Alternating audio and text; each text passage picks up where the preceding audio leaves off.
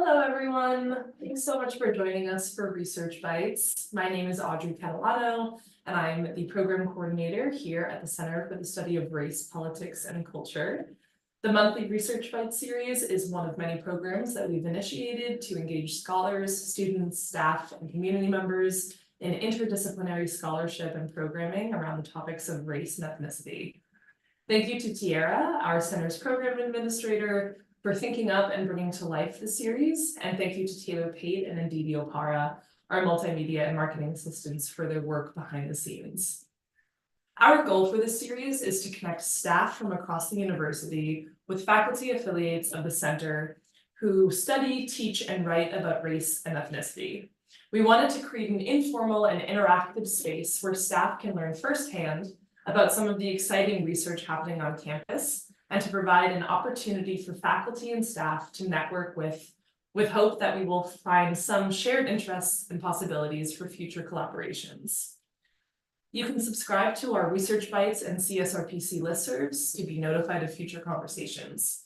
The first 25 staff members to register for Research Bites events will receive a $20 Grubhub credit to buy lunch on us. Congrats to those who are enjoying their lunches right now. Today, we are joined by a very special guest, Associate Professor Gina Fedock.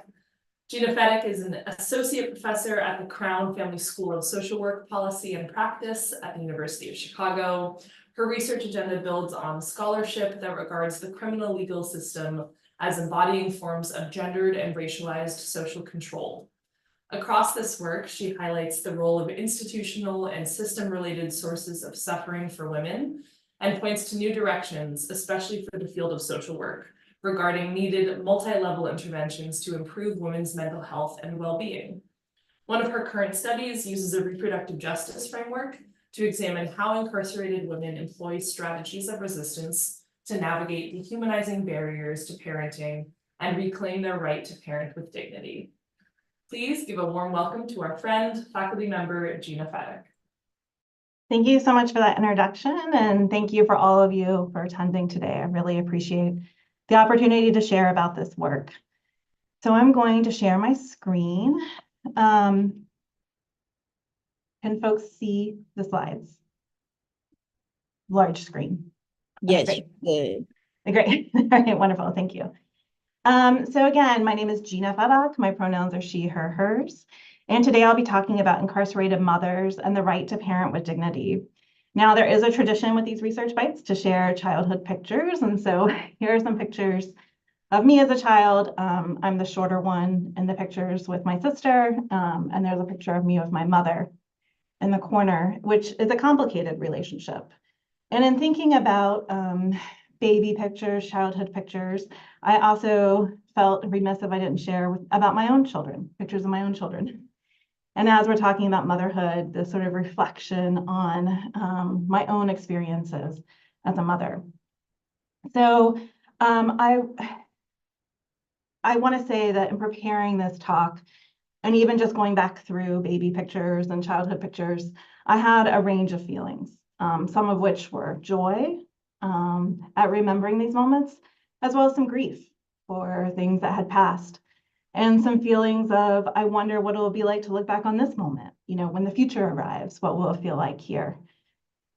I specifically, today, we're going to be talking about incarcerated mothers, and I'm going to spend some time giving sort of an overview of the project and an overview of really the landscape of what parenting in prison looks like, some of the dynamics and some of the factors that impact it. And at the end of towards the end of the presentation, we'll be talking about visions of the future from incarcerated mothers. And so I wanted to include this one picture of my children because I had this moment of really thinking back to my own sort of engagement with my futures. And this is a picture in which it was in 2019, it was my birthday in July, and I took my children to the botanical gardens in Ann Arbor. Now, I used to live in Ann Arbor. Before having children, I got my MSW at the University of Michigan, and I also worked there. And after working my 9-to-5 job there, I would sometimes go to the botanical gardens and go on a walk, run, jog, run, quick walk as a way to sort of process the day But I also spent a lot of time dreaming about being a mom. It was really important to me. And as a queer woman, there are lots of logistics that go into it, a lot of intentional planning. And in 2019, which was basically about 10 years post that walk run, I took my children to the same path. And I'd taken them to the children's garden up until age 3. We had moved to Chicago whenever they were around 3. So this is their first time really like returning to the garden, but their first time on this path with me. And I just had this moment of thinking of like, here's my future actualized. The 10 years ago me, if she could see me now in terms of here are these children that I dreamed for. And so I also think it's interesting to look at the vision of my son holding binoculars and kind of looking into the future himself. But as part of this work today, again, we're going to be talking about incarcerated mothers. We're going to be talking about parenting with dignity, what that looks like, what it could look like, and visions of the future. And I just wanted to really spotlight that sort of yearning of making the future into something that's actualized. Today, you're going to hear me use the word we. And none of the work that I've done has been solo.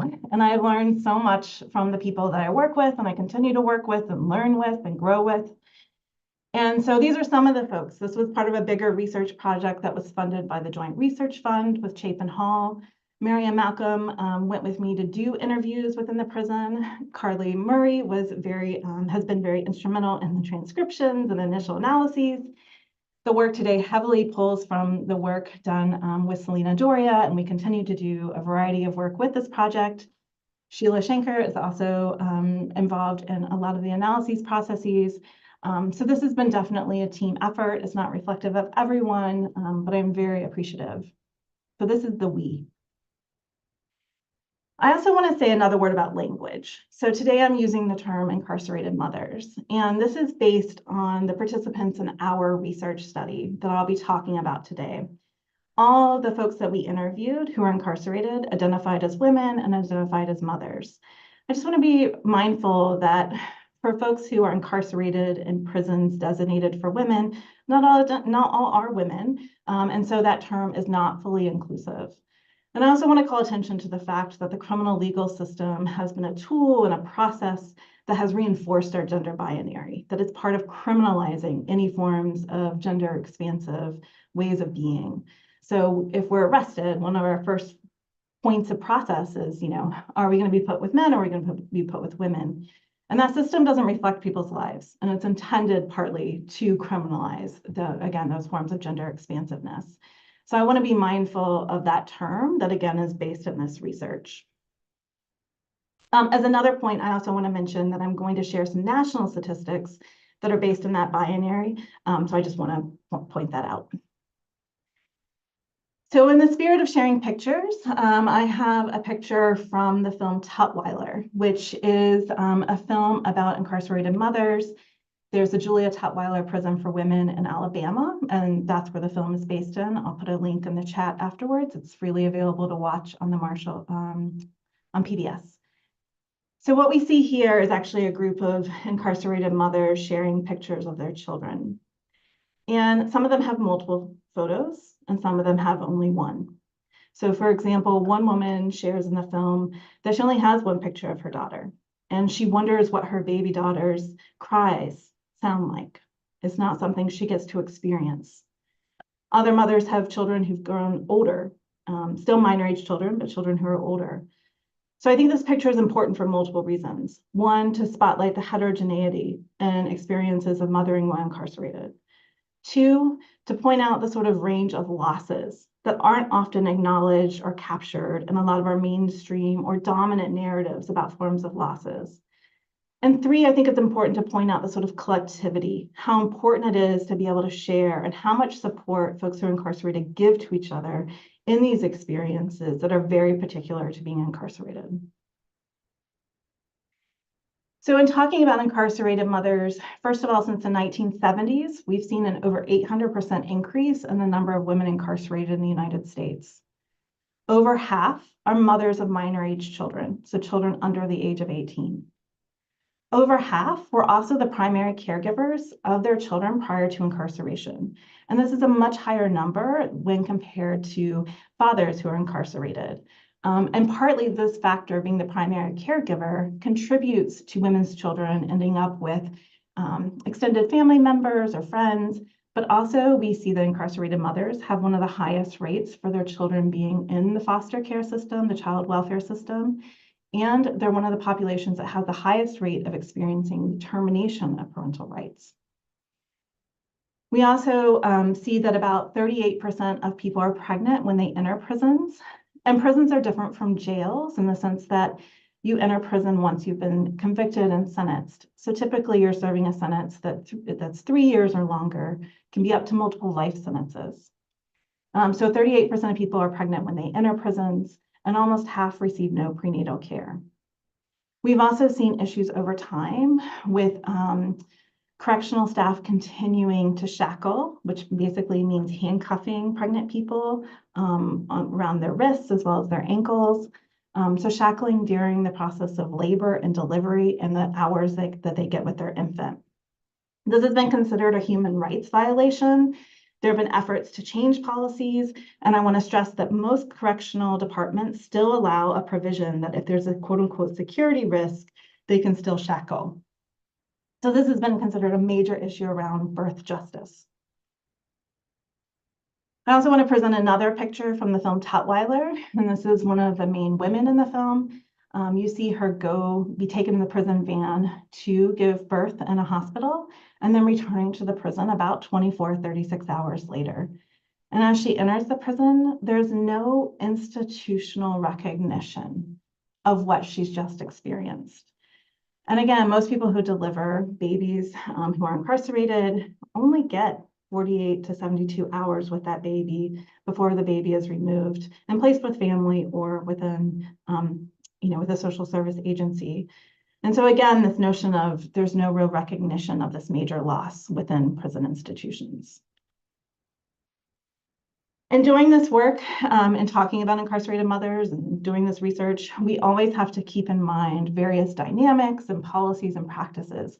So these are some of those that are really key to guiding our research.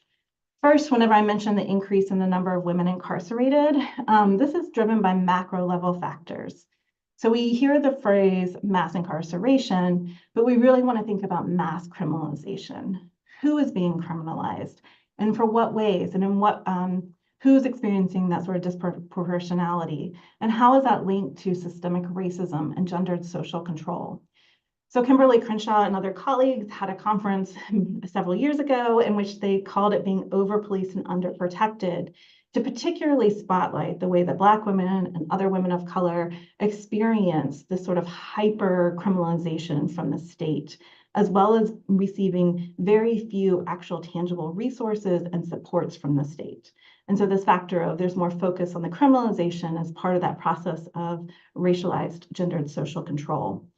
So for our work, we're always drawing from historical and ongoing legacies of these forms of systems of power. So for example, we draw from the work of Sarah Haley, the work of Beth Ritchie with Arrested Justice. We've also seen with the increase in the number of women incarcerated that there's been a significant increase in the number of children in foster care with an incarcerated mother. So national research has looked at what are the driving factors for the increase in number of children in foster care.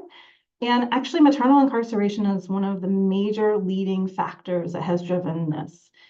So we also pull from the work of Dorothy Roberts and other critical scholars that are really looking at these intersections of the criminal legal system and the child welfare system, the ways that they criminalize, the way that they enact punitive policies and practices, particularly towards Black women and other women of color. So part of this work is also drawing from Patricia Hill Collins, who has looking at our controlling images. So really diving into what are our notions of who's quote unquote a good mother, who's a bad mother, who's allowed to be a parent, whose motherhood identities are given legitimacies, whose are questions, who are pathologized. These are the sort of dynamics we're always looking at. And then we're also paying attention to sort of the intersections and what's happening in terms of policies and practices in everyday settings, particularly within prisons. So for example, with the Adoption and Safe Families Act of 1997, the goal was to reduce the number of children in foster care. And it set this sort of time frame that once a child's in foster care, there's 24 months to where they have to be moved to permanency.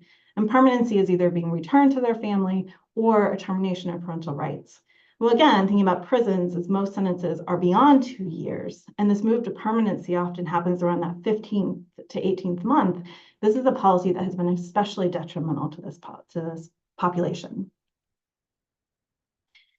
So again, in talking about gendered, racialized social control, most of our work has been here in Illinois within the largest prison designated for women, and that's Logan Correctional Center.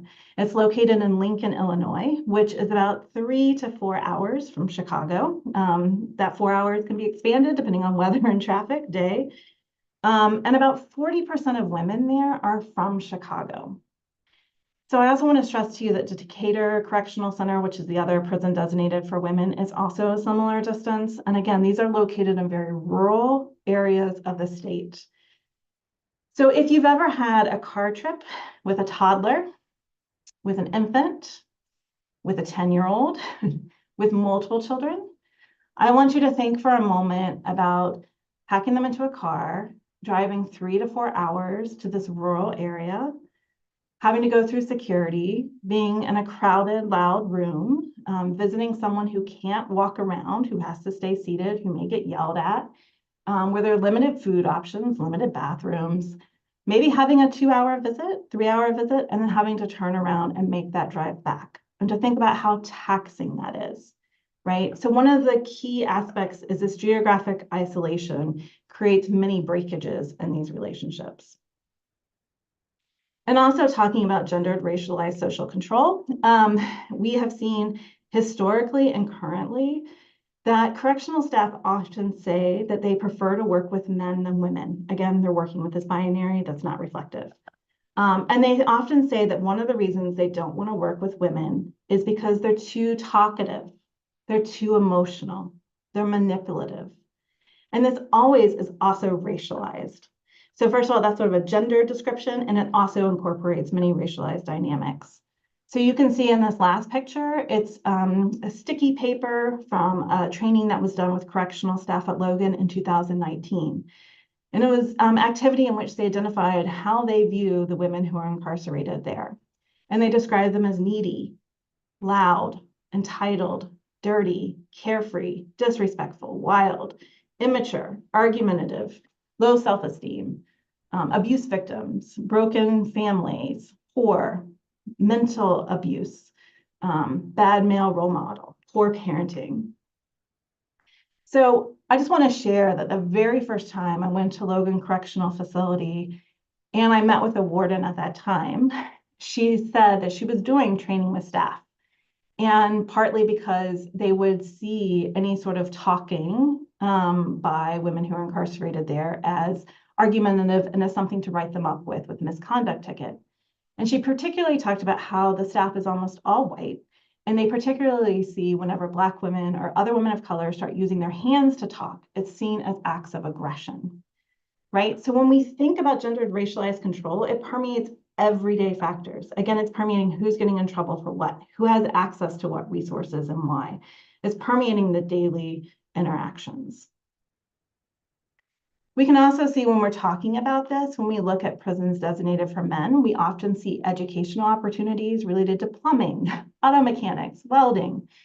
When we look at prisons for women, we often see cosmetology, which is fine for some women, but isn't always meeting all the needs or areas of work that folks incarcerated there would like to do. I've also included 2 pictures from the dog training program. I realize they're a little blurry, but this is the program that is offered at Logan. And what we've heard in our interviews and what we've also seen in being in this housing unit is that it's primarily offered to white women. It is also the highest paying job within the prison. So as we're talking about incarcerated mothers, we also want to look at dynamics of how much women have to, or how much mothers have to pay to parent. That you're paying for phone calls, you're paying for stamps, you're paying for envelopes and gifts for your children, and to also see that sort of racial stratification within even pay. So the research that I'll be talking about today was really driven out of a very practical purpose. As a social worker, a lot of times practicality does drive what we do. So there was the passage several years ago of the Women's Correctional Service Act in the state of Illinois, and it had this line around having gender-responsive policies, practices, programs, and services that are family-centered, but that wasn't really defined. Women's Justice Institute has been doing work for a while, and they've been doing in-depth work, and they had done an in-depth evaluation. And they also recommended developing a comprehensive strategy to address the needs of incarcerated mothers and reduce the harmful impact of incarceration on their children. And again, that wasn't fully defined. They also started a statewide task force for implementation of recommendations and the act, and to reduce the number of incarcerated women by 50%. So we initially started this study as a way to make sure that the perspectives of incarcerated women in Illinois were at the table, and to actually talk with them about, like, what are the impacts on your parenting? What would help reduce this harmful impact? So we did a survey of all the people housed there, as well as did interviews with incarcerated mothers. To guide this work, we use a reproductive justice framework. So reproductive justice is a praxis, it's a framework, it's a movement that was developed by Black feminist activists in the 1990s. It was also many folks who were included in it, particularly trans and gender expansive folks, people working in sex work, people who experienced the harms of the immigration immigration system. And it was partly this praxis and movement to address the limitations and lack of attention to power that were embedded within white feminist conceptualizations of reproductive choice. So reproductive justice is, when we're just focused on the sort of pro-life, pro-choice, or we're thinking of reproductive choice as just abortion care access, we're ignoring these legacies and ongoing patterns of the denial of ability to have a child, the ability to not have a child, their ability to parent, that particularly folks who are not in that white feminist movement experience. So reproductive justice is based in 3 central tenets: the right to have a child, the right not to have a child, and the right to raise children in safe and healthy environments and with dignity. And it includes, as it's critical, a power analysis, and is fundamentally a framework about power. And so it is a framework, and again, a praxis that encourages us to think and act expansively, to really look at what would have to happen to uphold these 3 tenets. So for example, from Ross and Solinger, they say achieving reproductive justice requires access to specific community-based resources, including high-quality healthcare, housing and education, a living wage, a healthy environment, and a safety net for times when these resources fail. So when using this, we really want to consider this work for our research, this framework for our research. And also there's been attention in the recent years to how incarcerated mothers face various forms of reproductive injustices. We see the intersections between mass incarceration, systemic racism, structural violence, and gendered social control. All of these forces are inherently compromising incarcerated mothers' bodily autonomy and reproductive justice. So we wanted to pay attention to forms of reproductive injustice, in particular, that incarcerated mothers were experiencing. To do so, we did conduct interviews with 42 incarcerated mothers and minor-aged children. We did interviews where we did life history calendars where we focused on their time during incarceration. You can see that we had a racially diverse sample, an average of 2 minor-aged children. Almost half the sample had some involvement in the child welfare system with at least 1 child. And we purposefully sampled to make sure we had racially diverse sample, as well as some women with experiences with the child welfare system, some with contact, without contact, some time left, a lot of time left. We tried to be inclusive and be attentive to all these dynamics. For our analysis, we engaged in multiple iterative rounds of coding, and then developing and looking at emergent themes. We engaged in constant sort of coding and comparison, refinement, interpretation. And in particular, because the notion of quote unquote parenting in prison is inherently a tense, contradictory sort of experience, we particularly paid attention to power dynamics, contradictions, and tensions. So I'm going to present some of our results from our various work to kind of set this landscape again around parenting before I move into how these forms are resisted, and how incarcerated mothers are envisioning something different. So first, we saw that parenting from prison really requires using phones as the primary way of parenting. I should say there is voluminous literature and research about incarcerated mothers. And again, our study was really based on wanting to include the perspectives of those folks here in Illinois and bringing it to shape policy and practice. So some of our findings really reiterate what other studies have found, and we've also sought to extend or deepen some of this work too. So first, due to that geographic isolation, again, most incarcerated mothers are parenting via phones. This is their way of checking in, even asking about homework, how their children are doing. We also found that, especially through the survey, that less than 1/3 of the children of incarcerated mothers live within 2 hours. So especially thinking about how much work it takes, about 30% of our survey sample with everyone, only about 30% had regular visits in person from their children. So we can say right away that, in terms of thinking about the right to parent with dignity, in particular from the reproductive justice framework, we see that there are blockages to that right away from physical separation and isolation. I want to point out that these are pictures from the reunification ride, which is a free bus that goes once a month to Logan so that children can visit their moms. And they're always seeking funding, so I'd be happy to share information about that. We also heard from incarcerated mothers that parenting from prison incorporates many unacknowledged losses. So, for example, some women talked about having their rights terminated and how then they weren't considered mothers anymore, that the prison wouldn't offer them parenting classes because they had experienced that. But there was no way to talk about that loss.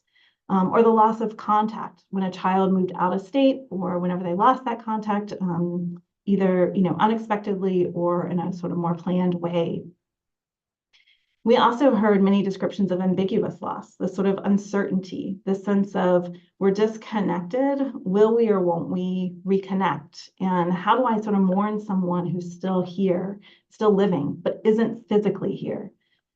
And we heard many threats to parenting practices, and the motherhood status, especially in terms of experiences with the child welfare system. So some women described experiences of being lied to by their caseworkers, of various experiences that made them feel like that system wanted them to lose their child, as one of our participants said. So again, we think about these sort of losses that are connected again to blocking the sort of right to parent with dignity. As an illustration of these sort of unacknowledged losses, again, it's not just the loss of communication, it's a loss of like what that all represents. So one of our participants said, I feel like I don't see my daughter. I don't know her. I don't know if her favorite color is still purple. I know she doesn't watch Dora the Explorer anymore. I don't know her shoe size. I don't know how long her hair is. I don't know how she talks. I don't know her stature. I don't know how she walks. Right, so again, thinking about these losses connected to that loss of contact. In terms of ambiguous loss, here's another quote that's an example. One participant said, I don't think that committing a crime or getting caught up in a situation, it doesn't stop you from being a parent. Going to prison doesn't stop you from being. It doesn't mean that you're no longer a mother. You're guilty. I may be guilty of a crime, or some people not guilty of a crime, but I'm not guilty of not being a mother. And I think if most people get that and understand that when a mother is sentenced, their child is sentenced too. Their children are sentenced too. And it's one thing to lose someone. The worst loss you have is someone that's still alive because you have so many questions. Why can't I have her? Why can't she be here? Why this?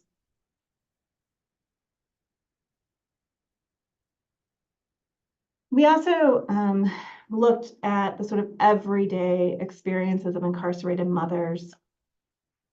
And we used the framework of slow violence to really spotlight these forms of daily abuse and violence that incarcerated mothers experience. So at the beginning, when I mentioned that there's been a lot of attention to birth justice, whenever someone gives birth who's incarcerated and then their infant is removed, This is often seen as a very dramatic loss. It's something that's identifiable as a traumatic incident or a traumatic experience. And slow violence really, as a framework, asks us to adjust how we look for forms of violence, that we look at what happens slowly over time, what is harmful, and its sort of gradual effects. And also as a framework that helps us think about different scales of time. So let me try to put this into, I'll try to be more descriptive about this. In almost every interview, women talked about the inadequate phones within the prison. So in a housing unit, there's typically around 150 people, and there could be 2 or 3 phones available. Now, you may be assigned a phone time from 10 a.m. to noon. If you have a school-age child, 10 a.m. to noon is not going to work Monday through Friday to be able to talk to that child.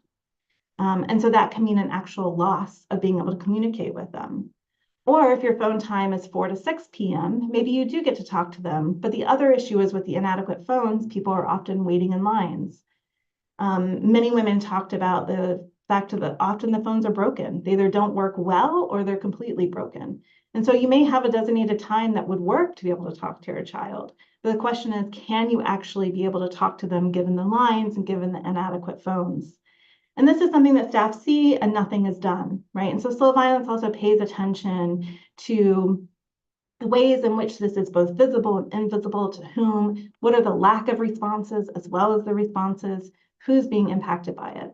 And we particularly paid attention to the scales of time that incarcerated mothers talked about.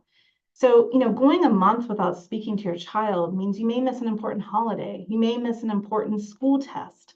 You may miss an important event. And again, that sort of loss related to parenting time. So we intentionally, through this work, wanted to name these experiences as violence, because often in dominant narratives, they're discussed as deprivations of prisons or just the way they are. But instead wanting to name this as violence and look at harms over time. We also described a lot of the environmental toxins. You can see pictures from the John Howard Association, conditions of mold, raccoon infestations. Women talked about family members getting sick whenever they came in. And then also, to think about this work as around looking at the everyday forms of reproductive oppressions, including the right to parent with dignity. One of the most common narratives or we've seen really in the last few years an attention to paying attention to how women in prison in particular have very high rates of experiencing interpersonal victimization across the life course. They're a population with high rates of childhood and adulthood forms of physical, sexual abuse, intimate partner violence, and other forms of victimization. So we have one aspect of our work where we looked at how some of those experiences of abuse continue. So we looked at ongoing intimate partner violence by an outside partner during incarceration that impacted contact with their children. We also heard about staff verbal and sexual abuse for women who are incarcerated. So you can see these 2 quotes here. Women describe staff saying things like, if you're so worried about your kid, you wouldn't have done what you did. Or one woman said, some of them, staff, call us bitches. They just dog us. They treat us like we're caged up, and it's horrible. We also heard women describe how there was one family counselor who was the correctional staff member who would say, you can come talk to your child on the telephone in my office, but you have to do something sexual in order to be able to have access to the phone. Right? So we see this connection between this, like the issue with phones contributing to these experiences of sexual abuse and sexual violence. And I think it's important to name that wanting whatever is wanted while you're incarcerated is easily leveraged for exploitation and abuse by staff. We also heard women discuss challenging power dynamics with the caregivers of their children as well, which contributed to being difficult to parent with dignity. So across these abuse experiences, we're seeing these sort of undermined motherhood identities and real barriers to parenting. So one of our participants talked about her children being with her mother, and she said, I thought I could control like everything that was going on in my children's lives from here. And then I realized I can't. arguing with my mom, and then I just finally realized that I'm powerless over that situation right now. So whatever she's doing for them, I have to kind of be okay with that because there's nothing I can do. And then she's the only one that takes care of me here. So if I get mad at her and then she cuts me off, then I'm just screwed. So many incarcerated mothers talk about having to walk this sort of tightrope with the caregivers and their children, not wanting to anger them or push them away because there's so much at risk if they do. Okay, so across this work, we found many sort of challenges, blockades, disconnections, abuses that restricted, limited, prevented parenting with dignity for incarcerated mothers. So these are just some of the factors in terms of looking at this landscape. The physical disconnection, some women described also experiencing mail from their children would sit in the mailroom for months at end, so they would miss communication and not be able to respond timely. With the video visits, the policy was that only one person could be in the video camera, which is really hard when you have multiple children. You can see these range of different factors. And I just want to be transparent that as a researcher, as a social worker, as a person, this work and over time, this work started out as being connected to more reformist work. And to me, like my abolitionist politic has only sharpened and deepened over time because I think it is important to change some policies. Like I think it is important for telephone calls to be free, for example. But are we addressing the conditions that lead to wanting to talk to your child? This isn't just about adding in phones, but looking at what are the conditions, all the conditions of abuse and exploitation that keep happening. And what seems to happen is whenever there is one change, then there's another form of exploitation or abuse that pops up somewhere else. And to me, it's just insufficient in terms of just tweaking policies. The other aspect is that when we first sat down, and Selena Doria, I remember talking with her, we developed a plan of the different papers we could write. And it's like all these forms of violence that are happening. And I do think it's important to document. I think it's important to name, to highlight, to document, to share, to talk about this, because this is both a population that's hyper visible and invisible, as Janet Garcia Halliot talks about in her work. But also, again, it feels like we can't just talk about the violence and we can't just make small tweaks. To sum up this sort of landscape, one of our participants says, prison makes you feel loss, depression, stress. That's what all prisons do anyways. That's what makes you feel that way. Makes you feel like a lost mother. And feeling like we couldn't just focus on the forms of violence. We noticed that in the interviews when women talked about their futures, it had a different energy. And they were talking about their futures in ways that actually talked about parenting with dignity. And so we really wanted to dive into these futures as a way of rethinking our scholarship.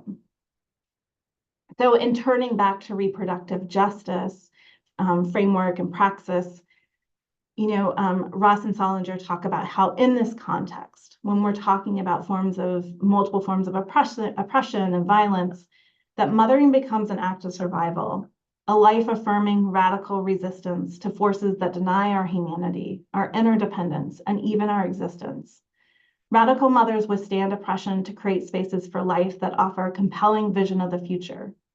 How we imagine and describe different or better futures is a core concern of reproductive justice, which asks, can we stop the injuries long enough to even envision the remedies? And Janet Garcia Halliot, who looks at women's mothering experiences post-incarceration, talks about, particularly from a Black feminist scholarship tradition, that in terms of talking about these forms of violence, we have to also spotlight resistance and agency. And so we wanted to do that with our work and to really ask, how do incarcerated mothers envision their futures? And how do they use envisioning their futures as a strategy of resistance to all these barriers to parenting with dignity? And we found the future as places of possibilities. So for example, you can see one of our participants actually talked about her faith in the future. So there was a discussion of a resolve, a firm determination to be reunited with her children. We heard women also talking about wanting to rebuild their relationship and ultimately to reclaim this motherhood identity and a motherhood position. All these ways of sort of resisting all the factors that are eroding and disrupting their ability to parent with dignity. So in terms of this firm determination, Melissa, these are all pseudonyms. Melissa, one of our participants, said, I have one goal, and that's to get home to my kids. And we heard several women talking about this, that this really drove what their hope was. That was their real focus for whenever they leave the prison. Ashley shared with us, because if you're committed to your child, nothing's going to stand in your way. I took 20 years for something I didn't do, but the time that I was facing, I could have been without her for the rest of my life. It was either 20 years or 56 years if I was found guilty. And I didn't feel like I wanted to risk my life, her life, and my life. I could miss school years, but I'd still be there for graduation, grandbabies, marriage, college, and all of that still. So I want to spotlight the words, nothing's going to stand in your way. We heard some women talking about fighting, this sort of firm determination, this notion of, I will make this happen to be with my children. With Katie, she said something similar. I stayed determined. There's nothing going to hold me back from my kids. Deborah said, I'm not giving up on her, my daughter. I'm never going to stop trying. I have to let you know that no matter what, I've always loved you since day one. Eventually down the line, I'm trying to be your mother. We also heard women talking about rebuilding their relationship with their children. So with Denise, she said, I want to make up. I know I can't make up for what I put them through or, the time loss, but I just want to make the time and the future better. Kiara said, I just worry about when I go home, our relationship. And because I'm not able to talk every day or see my son as much, is he going to be resistant? I don't know how to build a new relationship. I mean, this is my first kid. It kind of was easy in the beginning, and now it's like starting over. It's harder. I worry about that. How to go about being a mother again. I don't know where to start, and this place does not offer a lot. They can tell you they offer a lot, but they don't. So this was sort of a sub-theme within this notion of rebuilding that relationship. That's what's going to happen in the future, but not having any supports and resources. There's no guidebook for how you do that, right? And what does that actually look like? And having to do it sort of solo because of those lack of resources. We heard from Sharon, bond building, how to build that bond after you lost that time. I think that's big. I think that's really, really big, how do you get out there and build this bond with this new person? Or you've had your child while you're in prison. You don't even know your child. They took your child at the hospital and sent you back to jail. You have to try to have hopefully someone that is going to bring them in. But I mean, how do you emotionally build that bond with your child and establish your place back in as mother? I started out with some type of bond before I left, and even still, I got to figure out how to get back in there. And lastly, Emily shared, my mothers are like, it's okay, mommy. My oldest, it was devastating that I wasn't there for her senior prom or her prom period, either one of them, or her high school graduation. But her response was, that's okay. You can come to my college one. And I was like, okay, thanks. And she was like, and we'll get to dress up when I get married. And I was like, okay. So there's always something else that they found with me for the future. It's okay, we got this. They, the prison, give no reunification programs here with you and your children. How do I go back to? I've been gone for 4 years, 4.5 years. Yeah, on the phone and visits, we don't skip a beat, but I'm going to go home and are things still going to be the same? I've been gone a long time and these people don't give you nothing. No, okay, this is the steps you can do, or this is resources, And lastly, again, our sample was all folks who were mothers of minor age children, and many of them talked about wanting to reclaim that role as a mother in the future. So this notion of I want to be a mom when I get out. I got to fight to gain my daughter's love, to gain her trust, to gain her understanding, to gain that communication, because eventually down the line, I'm trying to be her mother. And lastly, My kids told me they aren't going to have no kids until I get there because they want me in the house with all my grandkids. But I can't wait to get them because it's like when they do have their grandkids, it's my chance to start over. So first of all, thinking about these findings, how we imagine and describe different or better futures is a core concern of reproductive justice. It is so important to document and name these forms of injustices. And how are we also imagining and describing different or better futures? And in the face of reproductive injustices, incarcerated mothers' visions of the future offer imagined possibilities of parenting with dignity through healing, reunification, and reclamation of motherhood identities. And so our question is like, what does it mean? And to really stress through this work, how important it is to use yearning and dreams as sites of priority and knowledge, to use these to guide. I mean, again, to think about social work practice, we haven't created supports, resources for making these dreams actualized. And to really think about what conditions, practices, policies, and resources promote possibilities and visions becoming realities, specifically for this population of women who experience so many forms of oppressive conditions. And what is the meaning of centering desires and this form of reproductive justice in our work? So this has really shaped sort of rethinking also work and to taking more seriously through my research. I can't keep studying just violence, but to really think about how research methods in and of themselves can promote healing processes and to incorporate through these methods and through the work supports for healing, reunification, and reclamation, and really rethinking, trying to use more creativity. And there's so many folks doing this work, and so really shifting to be in community with them and to learn with them. So for example, so far Sheila Schenker is already doing some work around how mothers are working towards this future using this data. Selena Doria has been really instrumental in starting, we've been doing body mapping focus groups with women living in the community after incarceration and using the opportunity to be in a group setting with other folks with shared experience.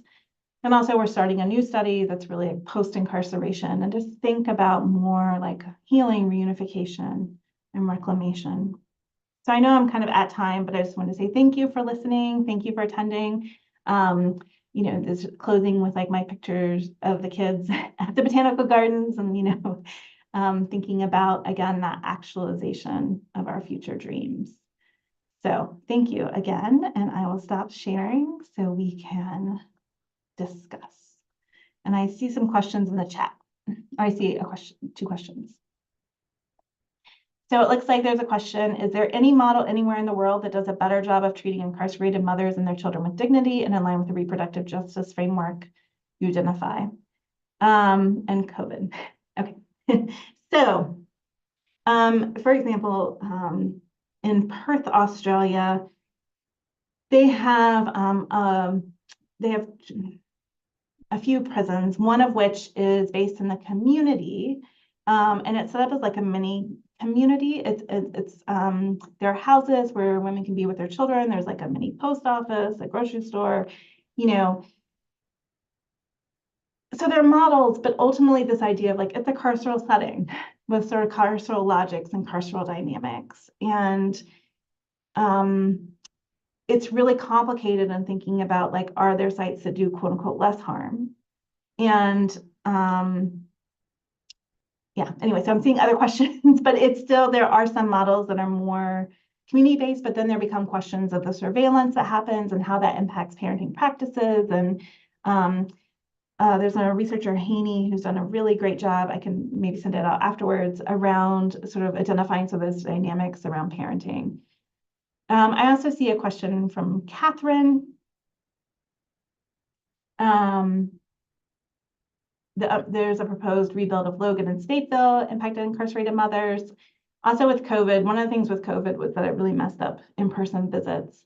And one of the first sites that closed with the beginning of COVID was releasing any sort of pregnant people or any of the moms and babies units where there were children. So very complicated as well, but it has set up more video visits, which becomes easier for folks who live farther away, but then it also has had the backlash of preventing in-person visits in some cases. And so it's always these sort of trade-offs within the system that causes a lot of harm. So the governor announced that there's going to be a shutdown and a rebuild of Logan Correctional Center. And in April, we asked correctional staff there, and they said like that should happen in 3 to 5 years. It's unclear.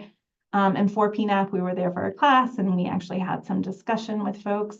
It's a mixed bag, and I think it's important. I think the budget for this rebuild is around $900 million. And I think it's an opportunity for us to think about shutting down and then investing those $900 million in resources. And to think about like it's a $900 million rebuild, but then they're like the annual budgets. And if we were to take those funds and invest in people's lives and invest in, tangible resources, what would that look like instead? So I think it should be a shutdown and not a rebuild. And these sort of, I think it's also really difficult for folks inside to have this sort of uncertainty, of like, what's going to happen to us? Are we going to be moved further away? What's going to happen to our existing relationships? I think we have to invest more in terms of tangible resources and opportunities for people to get out and have lives where they're not experiencing these daily forms of harm. So, other questions? I don't know if I fully answered your questions, but these are sort of my quick responses. Mass release. I'll take mass release. Clemency is so hard to get. Any other questions? Oh, there was a question of tell us what brought us to this work. Yes, so starting in high school and undergrad, I did volunteer work and then and practice work in organizations for survivors of domestic and sexual violence. This continued during my master's level programming. And so I've worked with, and partly driven by close experiences with survivors of sexual and domestic violence. And when I was in Michigan for my master's program, I was able to go to the jail and meet with survivors, partly because of limitations on funding in terms of they weren't allowed to serve folks who were involved in the criminal legal system, especially those that had charges related to domestic violence. And in this work, I also started volunteering with the Battered Women's Clemency Project in Michigan, and with Carol, I can't remember her last name right now. It's really embarrassing. But anyway, I started working with that. And part of that work, we were looking at the legal case files of women who were serving very long sentences. And there were cases in which their experiences of domestic violence were not accounted for. So a lot of their acts were done as acts of self-defense, acts in the context of really experiencing major forms of violence and coercion and control by partners. And again, none of it recognized. And so they experienced that criminalization as a process. Through that volunteer project, I've been working with survivors. I had this very sort of simplistic maybe perspective. And the person that Carol had me interview was a woman serving a long-term sentence for infanticide. So actually killing her infant. And it was a much more complicated story. When I started my PhD program, I also had the opportunity to work with women serving time for violent offenses, and it was doing group work. And I was actually pregnant when I did it, and I was really moved particularly by the experiences of women serving life sentences. I remember one woman who she passed her 45th birthday, and I was saying happy birthday, and she said, well, I've been in since I was 20, and I always wanted to be a mother. And even if I was to get out tomorrow, the chances of that happening are very, small, very low chances. And it made me think about all the losses that aren't included. And I also just, thinking about the amount of time spending in prison and the differences between those serving life sentences versus not serving life sentences weren't really recognizable. And then listening to life stories, folks have been experiencing violence and state neglect for most of their lives. So the injustice that's just sort of built up, and also in hearing them discuss their circumstances it really challenged a lot of my very simplistic narratives. And I think doing that work with women with life sentences, so many of them said, like, don't forget about me. They won't help me pick out baby names. I've been moved by their experiences, and I've never wanted to abandon them because they also shared their stories with me and shared their experiences. And for me, this is such complicated work. It's and it's at the heart of, we see prisons as sites of like intensified systems of harm in all sorts of ways. And to me, it's personal, and it's also very, like, I can't turn away from it. I don't know how we fix all of it, quote unquote, fix all of it. I do believe in abolition. It's been great connecting with people at PNAP. It's been great connecting with people who will sit with the complexity and the realness. That we can sit and talk about the griefs, and we can talk about forms of resistance, and we can also talk about, we can talk about all those things, that whenever we went to the prison in April, it was raining so hard, and women were talking about how the prison won't allow them to have coats with hoods anymore, and also how there's only one form of shoe that you can get, and how hard it is on their backs. And it's like, I appreciate having community to share that with, who is like, yes, that is part of this system of harm, and take it seriously. And also, it's been great, particularly with PNAP and the sort of Logan initiative, to really understand and see, like with the think tank at Stateville too, this idea of like folks as knowledge producers, as creatives, as scholars, and to reshape all these narratives. There's so much work to do. There's so much to change, and there's no shortage of it. And so, in caring about like dismantling these systems of harm, to me, this is like a place that has me sort of hooked, in terms of I feel like I can't ethically not do this work. I want to change how I do it and improve it, but I can't turn away from it. So I hope that makes sense. I know we're at 1 That makes o'clock. perfect sense. Thank you so much for this amazing talk, Gina. We Okay. really appreciate you taking the time today. Thank And you. we will end it here. Thanks, everybody.